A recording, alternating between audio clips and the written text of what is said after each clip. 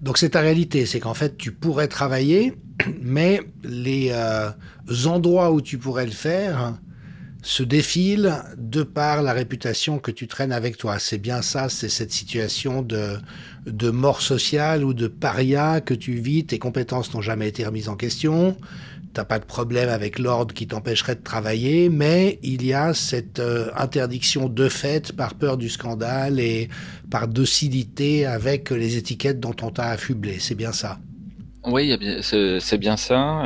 Avec cette stratégie du pourrissement médiatique dont j'ai découvert ces dernières années qu'elle était absolument volontaire, orchestrée, elle ne devait rien au hasard, et elle ne devait rien même à ma parole. C'est-à-dire qu'on allait utiliser des éléments de ma parole pour me créer un personnage sur mesure, un costume Oui. dans la grande pièce de théâtre qui, bon, en gros, va pour les gens qui ne sont jamais rentrés dans cette pièce vont tout de suite dire bah oui, c'est son costume, c'est normal, c'est lui.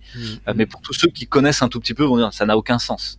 Et ces gens qui sont payés, commandités pour le faire, payés grassement même pour le faire, hein, bah c'est Conspiracy Watch, c'est Rudi Reichstadt, c'est Tristan Mendès France, c'est Julien Pain, je crois qu'il s'appelle, que des tristes cires dont la vie est passée à calomnier les autres, ce qui est quand même assez sombre le soir quand on se regarde dans le miroir, on dit bon, qu'est-ce que j'ai accompli?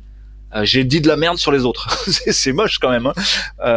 Et j'ai rencontré pendant le tournage d'un film qu'on a fait sur la permaculture, l'éco-construction, qui est un feel-good movie qui s'appelle Tous résistants dans l'âme. J'ai rencontré une jeune femme qui avait repris une ferme familiale et qui avait déménagé depuis Paris où elle avait fait ses études pour reprendre la ferme. Et il y avait son mari. Et je dis bah alors toi tu fais quoi? Tu fais fermier aussi? Il dit ah non mais moi j'étais journaliste à Paris. Ah bon, et tu fais quel genre de journalisme? Ça m'intéresse, parce que je suis aux prises avec eux là, ces temps-ci.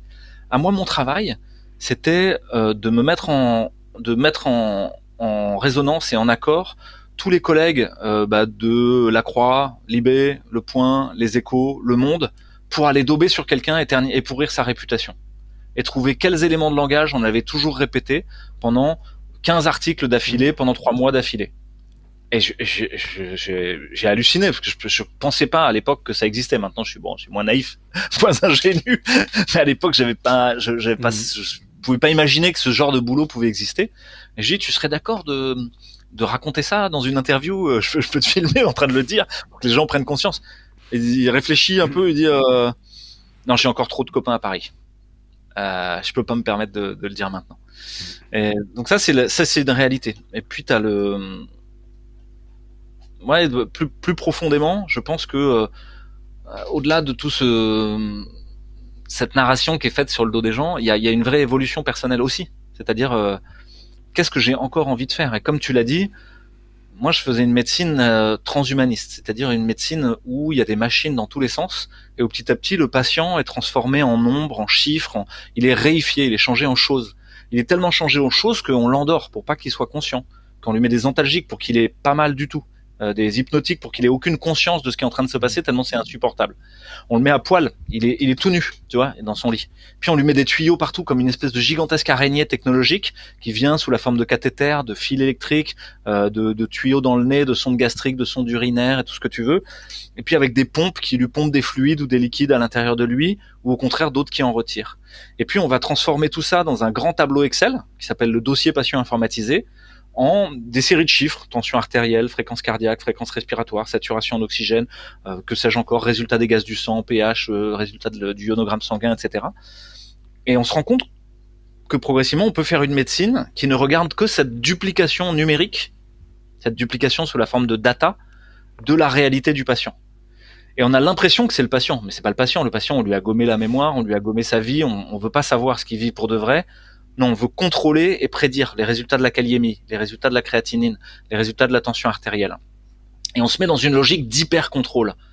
Et je vous ai dit tout à l'heure la phrase de Matthew Crawford qu'il y avait 2 relations au monde, finalement, enfin 2 types de relations, c'est un peu simpliste, mais ça permet de comprendre.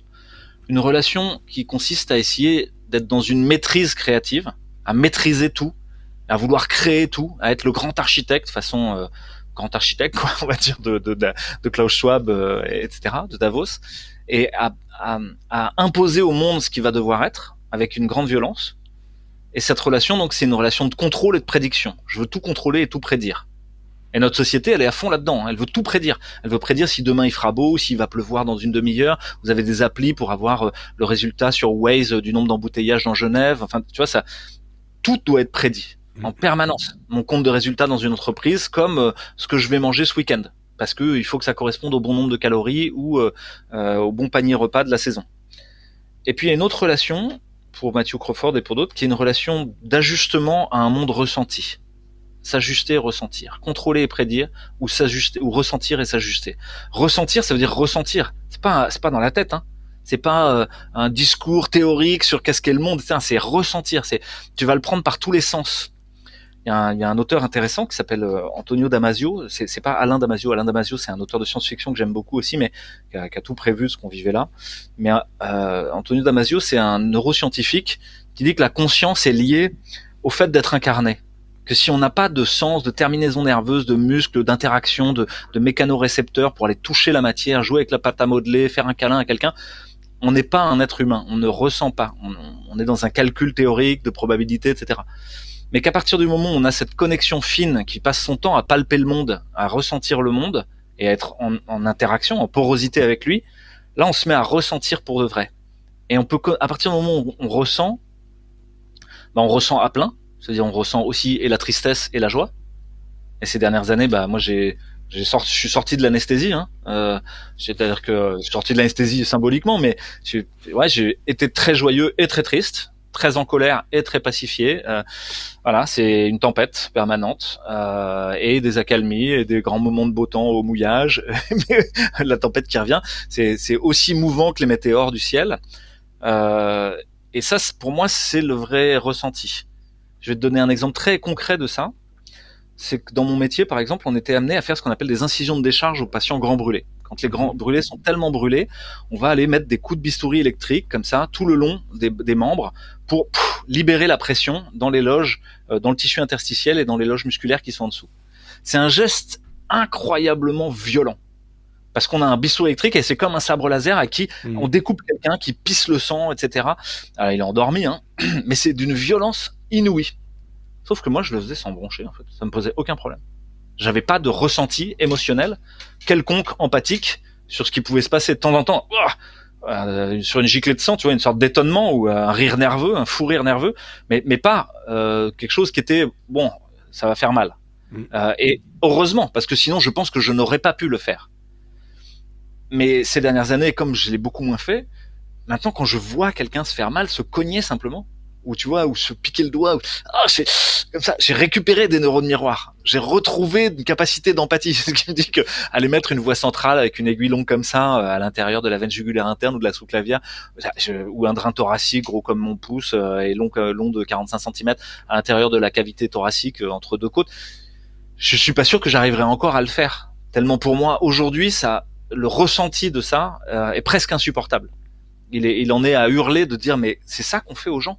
Et j'en avais même pas pris conscience. C'était devenu normal d'arriver à ce niveau d'invasivité, ce niveau de contrôle et de pouvoir sur le patient, alors même qu'en amont, on n'a rien fait pour essayer de ressentir ce qu'il est vraiment et d'essayer de l'aider à s'ajuster au monde, à trouver le bon chemin pour lui, pas le bon chemin dans le protocole pour tous ces patients-là, qui sont même pas des patients à ce moment-là, c'est pour l'embolie pulmonaire, pour le choc septique.